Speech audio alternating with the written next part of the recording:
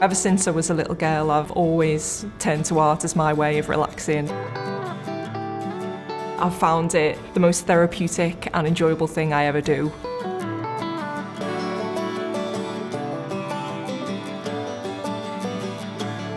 I'm Emily Parr, and for the last few years I've been part of the community curators in Knowsley. It's a project that's in line with the Shakespeare North Playhouse. When we first met a few years ago, the volunteers were split into three groups: the bespoke creatives, the researchers and the town criers who were doing the publicity element. So I signed up to do the arty stuff and become one of the bespoke creatives, and as part of that I was asked to create designs for an embroidery banner that's going to be hanging in the foyer of the Playhouse.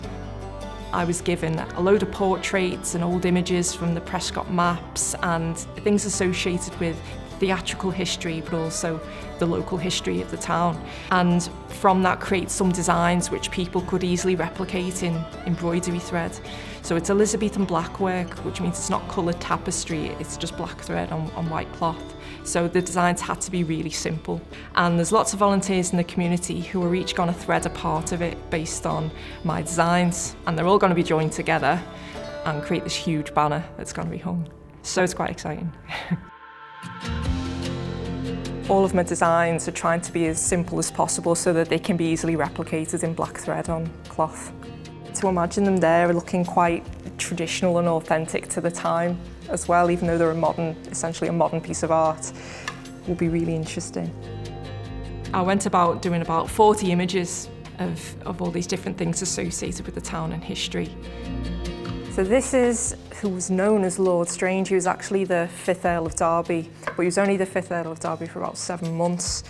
He was a real supporter of Shakespeare's work. He funded a lot of his work, one of his patrons, and he's said to have died in very mysterious circumstances, so he's a bit of a colourful character.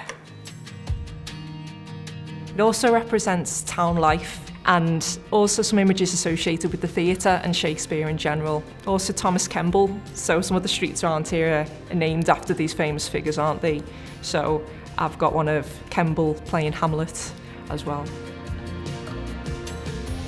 This is Elizabeth Devia, and that was her maiden name. She was the daughter of Elizabethan poet Edward Devia, and she married into the Stanley family. She married William, who was the 6th Earl of Derby, and their wedding is said to have been one of the possible inspirations for Shakespeare's A Midsummer Night's Dream.